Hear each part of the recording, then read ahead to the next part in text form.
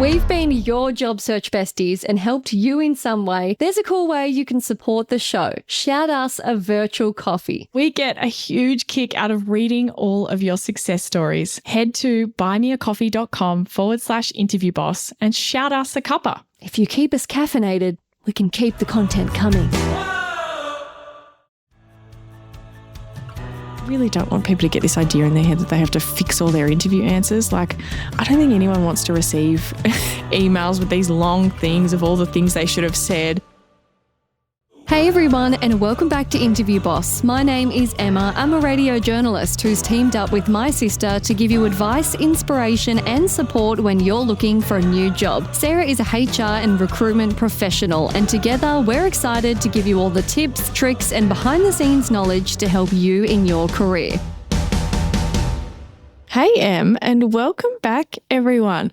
Now, did the way Emma said tips and tricks scratch anyone else's brain? Because that was really nice. I don't know what you did there. Can you say that again? No, it was slightly different. I feel like I almost mumbled the tips part a little bit or something. It felt wrong and now you've drawn attention to it. Did you say tips, tricks, like you were overcompensating on the tricks? I'm not sure.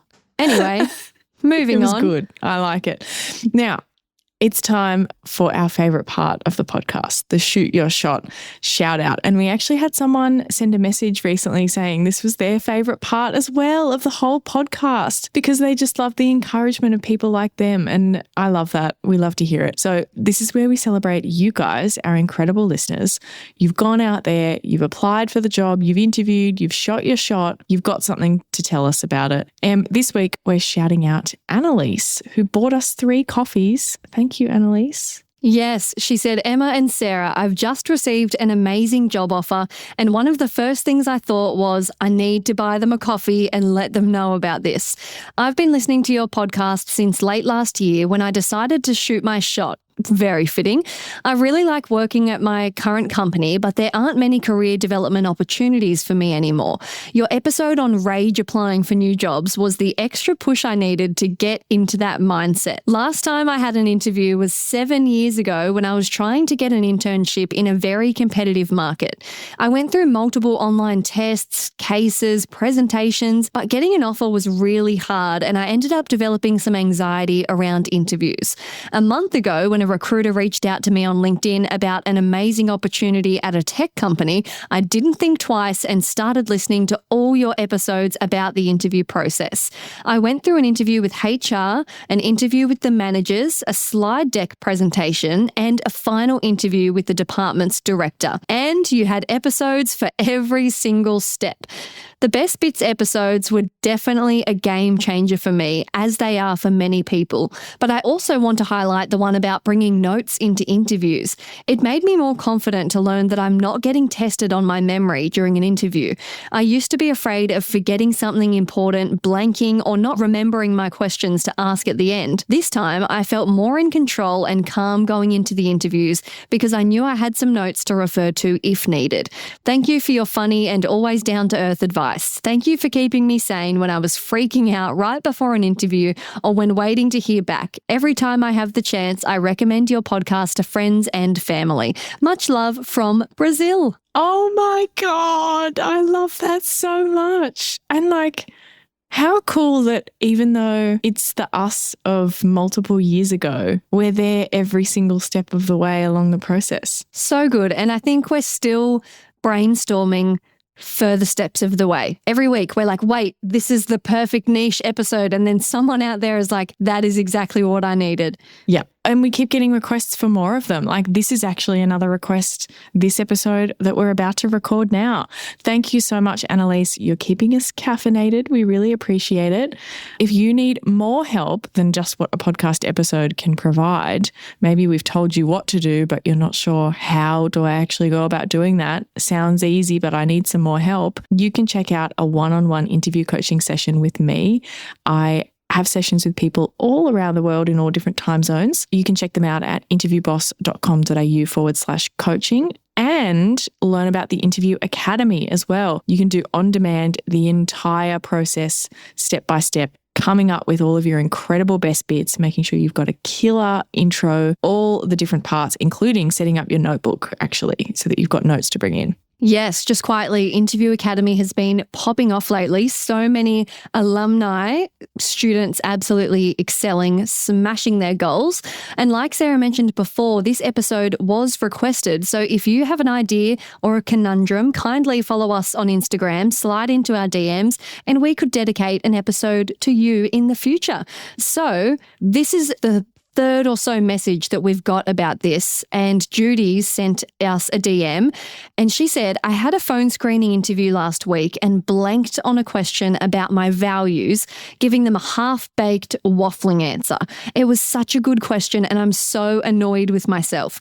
Is there any harm in now following up with an email to give a fuller picture of my values? Oh, and what are the other messages saying? Are they similar kind of things? Are they saying, hey, I've just thought of an answer? Is it they're coming back a few days or is it immediately after? What's the vibes? A lot of the messages I've seen, quite a lot of time has passed and the vibe I'm getting is that they're stewing over it. It's been like a week and they've had like a light bulb moment of like, I should have said this, and they're over analysing and, worrying that they haven't heard back. And so the way they pitch it to us in the message is like, can I just chime in and, tell them what I promised I wanted to say and try and do a last like sell. And to me, my gut feeling is always a bit like, you have to let it go. It was one question. It was a long time ago. It was a week ago. It's just going to seem a bit out of context, randomly popping up again. They might not even remember the question that you've asked them or your answer that you're like killing yourself over. Like it probably wasn't even that. So yeah, for me, my gut feeling is like, oh, I don't know. I think we just need a little reset. Yeah, I like that you think that. And I agree with you to a certain extent. But there's always a but. I know there is always a but. I do have a story and I really like this story because it's a really good one actually, because it caught me off guard as a recruiter too. So I was recruiting for truck driver jobs, and I think I've talked about some of this before because this was a very particular type of job where you were delivering appliances to people's homes. So it's a very physical job where there's like a lot of lifting and carrying and whatever. Imagine like an enormous double door fridge. You've got to get that off the back of a truck onto a trolley. There's not always a tail lift. Into a terrace house upstairs. That's right, exactly. In a city where there's not always a lift and there's like access issues. That is nightmare fuel. Who in their right mind would want to do that? And get it into an expensive apartment potentially where you can't scratch the floors and like all these different things. So it's like a customer service facing role as well because there's people interaction, it's driving, it's also physical work, and then there's also the kind of like attitude in general of the drivers, which was very much like it's a customer service, very, very friendly, personable way you went about it, not just the physical. And we had this woman apply. I loved getting female candidates. I was such a fierce advocate for like trying to make it more diverse. And so I would write the ads in a way that would attract all kinds of people. And she had the truck driver license, which was great, but she'd worked pretty much exclusively in the mines, which meant that she could operate all kinds of different machinery. I wasn't worried about her kind of driving. That was kind of like easy done. It was more that didn't involve anything physical really in terms of lifting, carrying. None of that was in her current role. So that was something that was like, okay, you say you can do this, but that's kind of to be tested. We'd have to see how you went maybe in an interview or whatever. And then there was the element of like that also isn't customer facing in any way, and that she didn't have any other kind of like customer experience either. She chatted kind of well over the phone. And honestly, I was like, I wanted a reason to put her through because I liked her. And so I'm on the phone with her asking her these questions, but each thing was like, oh, no. And I was like, oh, have you ever had like a customer service role? And she's like, oh, I mean, I used to wash dishes in the whatever. And I was like, oh, no. Like, it was just, no, I was looking for something. And so I ended up saying, have you ever gone above and beyond for someone in a role, for a colleague or for like, it doesn't even have to be for a customer necessarily.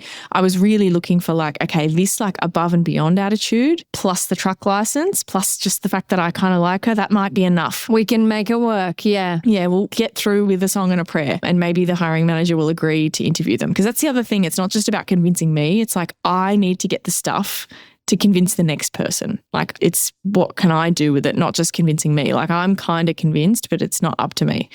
And I asked her the question of like, have you ever gone above and beyond or whatever? And she gave a bit of an answer, but it wasn't really enough. And I thought, oh, I'm torn. I need to think about it. And I said, look, I'll get back to you, whatever. But in my mind, I was like, I'm not convinced. I'll see what I think about it. You know, I'll write my notes up and see whether I send her through. But I wasn't convinced. I was like, I haven't got enough of a case to say, why should you meet this person? Like, kind of forgot about it. The afternoon goes on. I've spoken to a few more people for other different roles. And she calls me back. And I went, oh, hello. And she said, oh, look, I'm so sorry to do this, but after our call, I was just thinking about that question you asked, and I was talking to my mum, and she said, what?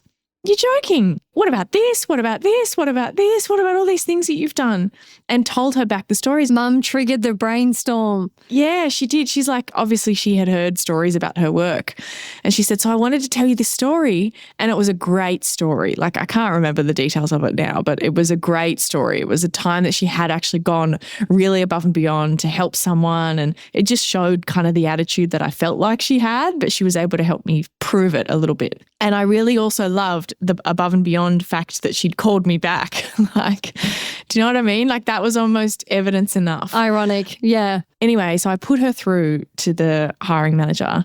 She ended up not being hired for the truck driver job and ended up kind of mutually deciding that, oh, actually, now that I've seen that up close, I don't think that's right, but got a job in the warehouse because she also had the licenses for that and was an incredible, amazing culture fit values-wise, like years later, and got promoted a few times, was the supervisor really quickly.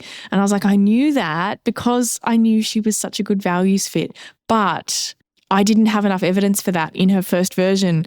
And I'm so glad that she called me back with her extra answer. But I think there's a few caveats in that. And we're going to get into that now with our thoughts and our advice, because I don't think that same energy is captured in Judy's message and potentially some of the other messages that we've gotten. I don't think they're in the same circumstances as this truck driver.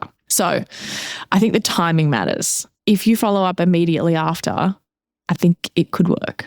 If it was like, hey, it's your interview thank you email, like that afternoon, the day after. Hey, thank you so much. I really enjoyed meeting with you. I wanted to follow up on the great question you asked about XYZ.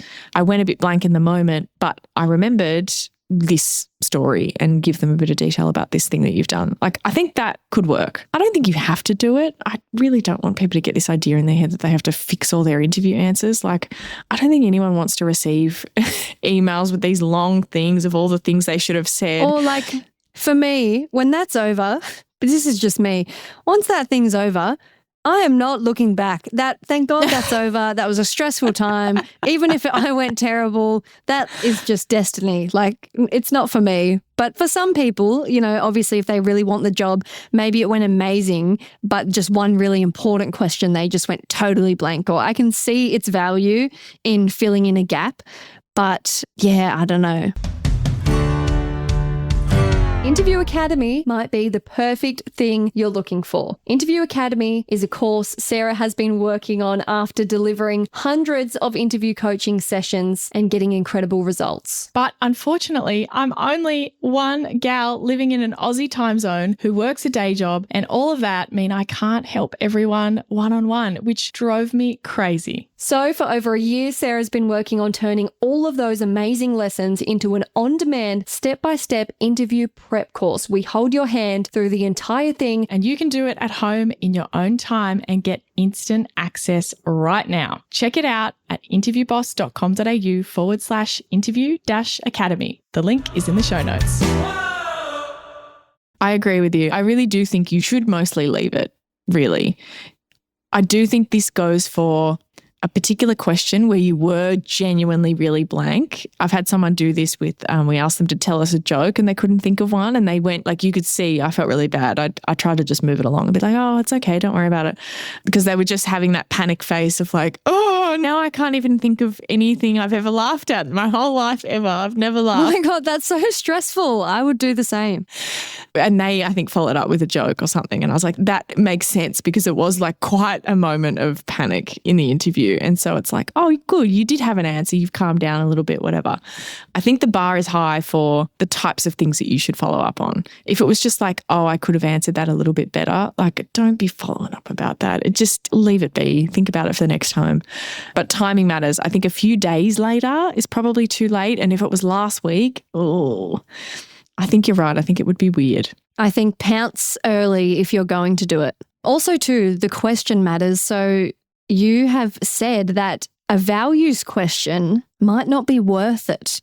This is interesting because this is what Judy asked about, that the question was a values question. And she says that she gave them, a waffled answer. But to me, well, asking a values question is asking for a waffly answer. Like, how can you really nail a values question? Well, that's what I was kind of thinking. And look, it's going to depend on the context here. You obviously have to make your own call with all the advice that we give, really.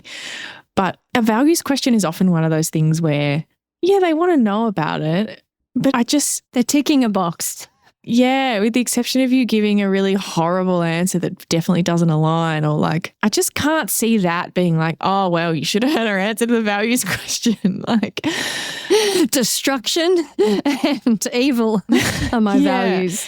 And she's saying it was a values question, and she is saying a fuller picture of my values. So it's not like it's a values question where it's like, what do you think of this? It's like, what are your values type thing. The example that I gave with the truck driver, that was kind of a values question, I would say. But that was more specific than that. It was a behavior kind of like, tell me about a time you've done this. Yes. You were trying to get a best bit out of her. Yes. And she didn't have a story. Whereas like, describe your values. Like, did you say things that absolutely aren't your values? Like, I can't imagine that would have been the case, that whatever waffled out of your mouth was like completely not true to who you are. Yes, it might not be the greatest representation, like you could have said a way better answer, but it would be bizarre if you blurted out the opposite of all your values, unless you really did just something came over you and you had a real big doozy.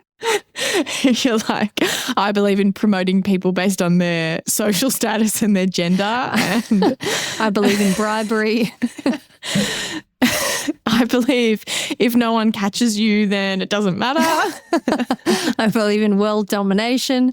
Yeah, but if there's a more serious question like, why are you qualified for this role or something like that, and you went blank. What a horrible question. Who's asking that? Illegal question. No. If there was a question like, tell me about your experience doing blah, and you couldn't think of anything because it was like, oh, you weren't expecting it or whatever, and you have actually done that thing, then yeah, like I can see how you would want to follow up and say, yeah, I have done that, because maybe they think that you've never done that before. Yes, yeah. The implications are greater. Yes, is potentially falling into a category of maybe you could follow up the next day to say, yes, I actually have done that thing. Sorry, I just went blank at the time. If they're left wondering about if you've had experience with a certain function of your job before, that is way more serious than wondering, does she value family or does she value career, Yes. Did she get her 5 values in the right order of priority? So I think the question makes a difference on if it's something that you think might change their opinion on your suitability for the role or your skill set. I think that's more of a category of something you might want to follow up for. But as always, important to reflect. Why are you following up? What is your gut saying? Is it because you're just simply frustrated? Because that's not really a great reason to warrant doing it, just to kind of like feel better because you're annoyed and you want to take action. I think you touched on it when you had your reaction. You were like, it's also because they haven't heard back. I think you nailed it in that. I think if you weren't wanting to follow up immediately after, and then now the more days that have gone on that you haven't heard, you're now wanting to follow up, I think we need to ask ourselves, if it's just because you're feeling like, I want to do something else, it's actually just the feeling of waiting and wanting to hear an answer that's getting blended in with this one answer. And the real feeling is that you just want the job and you feel helpless and you thought maybe fixing that answer is my one option to do something else. Go back and listen to our episode titled Listen to This When You're Waiting to Hear Back. That is the real anecdote to this situation. Totally empathize. It's torture. And when you're really invested, you've poured so much time in and all you're left with is replaying the situation over in your head. When you do pinpoint an area of weakness, it's easy to shift your perspective to like, well, that's the reason. And if I can just correct that. Yeah. But as we know, there are so many things that go on behind the scenes. We can't put this pressure on ourselves that correcting the perfect answer will solve everything. Yeah, exactly. And I'm thinking about the person who's listening to this that's feeling very seen by what we've just said. And they're like, oh my God, I clicked on this because I want to follow up. But actually, you've just called me out because I am just nervous to hear back. And I just, and we're with you. I just want to say, I'm sorry for calling you out, and it's okay. I hope you can have a little laugh about how well we know you and how well we know what's going on in your head. We're here for you. We're keeping you from yourself. And important to note, an email will never quite be the same as giving the answer on the phone. So like how your truck driver called you up freshly after, it's just a lot more organic. You know, you can kind of have a laugh like, oh, sorry, I know it's weird, but it's just going to bother me all night if I don't tell you. And they can be like, oh, great answer. Thank you so much. And it's another point of contact. It's just, that's a lot easier than I think writing it out feels more formal and a bit like an essay pledge that you're like, one time, like it's harder to say the story in written form. It is. And I think it has the potential to come across as really formal and like a plea. Like a pitch. Yeah.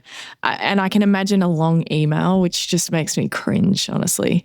I think an email, if you've got no other option and you're going, hey, it is the next day and I really didn't think of an example for this and I do actually want to send it to them because I said, hey, if I think of something, I'll let you know. Or like, I really want to do this and I can't do a phone call because it was in person and I don't have their number or whatever. Sure, do an email. But please do not add things to it. Keep it short. Keep it like, hey, I actually did this project in this thing. Just a couple of sentences. Keep it quite direct and turn it into like a thank you email as well to be that's your reason for following up. Don't feel like you're going to add things in there of other reasons why you're great for the role and and I also want it because of these. It's like it's not another. To further reiterate, I believe I would be, none of that. No, please don't do that. Please don't do that. It's a simple follow-up to say, hey, I had that blank moment. I've thought of something and I thought it was really relevant to that question you asked and I was hoping you could pass it on to the hiring team. Here's this example. Thanks. Looking forward to hearing back from you. That's a great way to do it. Our last tip is to consider letting it go. I know this is a tough tip, but let it go. If you don't get... Let it go. Is that a flashback to however many years ago that was? It's been a while. Anyone who had kids in the Frozen era is just cringing at the moment. Yeah. Thoughts are with you. Now, if you don't get to the next stage, you might be tempted to tell yourself that it was because of that answer that you blanked on. Don't be so quick to assume that. You have no way of knowing. Correlation does not equal causation. That is our favourite phrase on this podcast. And that's from Sarah's science brain. You cannot say that that is why. And also, even if someone said that that's why, that's a post-rationalization of them trying to come up with a reason. You're a whole person when it comes to being selected for a job. There's all these things that you've done before, your experiences, the stuff that you cannot change when you step foot in that interview. It's already locked in. If you haven't experienced something, there's nothing you can do about it in the interview. They're judging you on that stuff as well. Does that make sense? Like your interview is such a small part of it. And the one question is an even smaller part of that whole picture. To say that, oh, it was this one question I didn't answer properly. Not to mention personality, culture. Oh, totally. Like it's a minefield. All of it, your availability, your salary expectations, so many things. And the one little answer that you could have done better to one question in one interview, I just don't think that you should beat yourself up about it. And it would almost be good if it was the case that the reason that you didn't get the job was because of that answer, because that would mean that you can fix it next time. I think that's why people go to it. I think this is like, you want the feeling of control. You want the feeling like there was something you could have done. Yeah, it's harder when it's ambiguous. It's unsettling. It's worse when you do really well at an interview, perfectly. There's nothing I could have done better, and then you still don't get the job because what are you going to do next time? The same thing, because there was nothing wrong with your interview and preparation, and the right job will come. That's exactly right. Inspirational stuff. Inspirational stuff indeed. That's what we're here for. Things to consider. We're not against doing the follow-up. Keep in mind the kind of question that you want to follow up on. Timing is of the essence. Pounce quickly, and if it's been a week, go and listen to this when you're waiting to hear back episode, stop spiraling, go and have a bath, touch some grass, and remember, it's going to be okay. Touch some grass. The have a bath was nice. The touch some grass was a little bit condescending. It's loving and it's... We mean it in a nice way. It's loving. We mean like get some sunshine. Yeah, no, sit outside in the sun grass and have in that horrible internet way. Sit outside in the sun and have a banana. Like every mum says. Oh my God, that's what mum says. I know, no, not just mum, our mum. Have a banana. Every mum in the sit world. outside in the sun. I think. And drink some water. I think that's what she also says. A banana and some water. You need some potassium. Everyone becomes a mum. They whisk them all away to mum school and they tell them, if your kid's ever having a hard time, you need to tell them to have a banana and a glass of water and sit outside for a bit. And you've got to text it in like a really condescending way, like have a banana XXX. Like, take a walk, ... Do you know one of the things that makes me laugh every time I see it? People that do versions of this where they're like, everyone, I have horrible news. I went for a walk and I feel a little bit better. So true. Like, it's terrible news because it works. Because every mum out there is right. I went for a walk and it all feels possible again. Or I slept, ate some food. Yeah, it's just too real. I kind of did the banana thing today. I had a cup of tea and I did sit outside and I just felt so much better. We're simple. We're just little plants. We just need water, sun, some nutrients via potassium. We need to photosynthesize sometimes. All right. Well, there's some lovely mum advice and yeah, good luck out there. Thanks so much for listening to Interview Boss. If you like hearing the sound of our voices and our wonderful mum advice, follow us on Apple or Spotify, or better yet, tell someone else about the show. That's how we can hit the charts and help even more people. For more advice, inspiration, and some fun little tidbit videos that we don't show on the podcast, check us out on Instagram and chuck us a follow. Em, can you believe we are in our 3rd season of Interview Boss? Not really. It's crazy. But that means there are over 90 episodes we've made. Oh my God. Scrolling through all of our episode titles, you might miss an episode that actually is exactly what you're looking for. Yes, we get so many messages of people asking us to do an episode on something and we're like, we already have. So we've put together playlists to help you find the episodes that are best suited to you. If you're applying for jobs, we have episodes about resumes, cover letters, and job ads. If you've been offered your dream job, we have episodes on resigning, exit interviews, and how to impress at your new company. Yes, and we even have a playlist for if you have an interview like tomorrow and you need just our most recommended episodes, just the ones you really need between now and then. Exactly. It is all there for you. You can browse by category. Check out the playlist at www.interviewboss.com.au/podcast.